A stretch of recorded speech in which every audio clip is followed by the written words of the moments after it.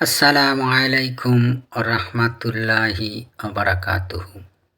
কেমন আছেন ভাই বোন বন্ধুরা? আমি আপনাদের দোয়ার বরকতে আল্লাহর অশেষ মেহেরবানিতে ইনশাআল্লাহ ভালো আছি। আমি আজকে আপনাদের সামনে রুহানি তুর্কি কিতাব থেকে একটি তদবির দিয়ে দিলাম। আজকের এই তদবিরটি যদি আপনি করতে পারেন তাহলে আপনি যেমন আপনার মনের মানুষের পিছনে দৌড়ান, ঠিক তেমনি আপনি যাহার উদ্দেশ্যে করবেন সে পাগলা কুকুরের মতো আপনার পিছনে লাগবে, আপনাকে খুঁজবে। আজকের এই তদবিরটি আমি আপনাদেরকে দিয়ে দিলাম। আজকের তদবিরটি কিভাবে প্রয়োগ করবেন, কিভাবে প্রয়োগ করলে আপনি যেইভাবে চান সেইভাবে কাজ করতে পারবেন আমি বলে দিতেছি। আপনারা আমি যেইভাবে বলে দেব ঠিক সেইভাবে কাজ করবেন। আজকের এই তদবিরটি শনিবার অথবা মঙ্গলবার অথবা রোববার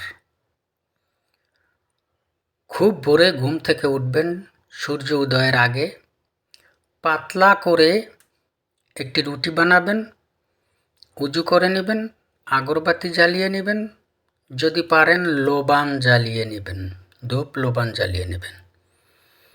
যতক্ষণ রুটি বানাবেন ততক্ষণ পর্যন্ত যাহার উদ্দেশ্যে কাজটি করতে চান তাহার কথা স্মরণ রাখবেন। রুটিটি বানানো হয়ে গেলে রুটিটি আগুনে সেঁকে নেবেন, খোলায় ছেঁকে রুটি তৈরি করে নেবেন। তাহার পরে রুটির উপরে এই আরবি হরফের যেই নকশাটি দেওয়া আছে সেই নকশাটি সম্পূর্ণ যেইভাবে দেওয়া আছে ঠিক সেইভাবে লিখে নেবেন। ফুলান বিনতে ফুলানের জায়গায় মেয়ের নাম, মেয়ের মায়ের নাম লিখে নেবেন। আলা মুহাব্বতের পর ছেলের নাম, ছেলের মায়ের নাম লিখে নেবেন।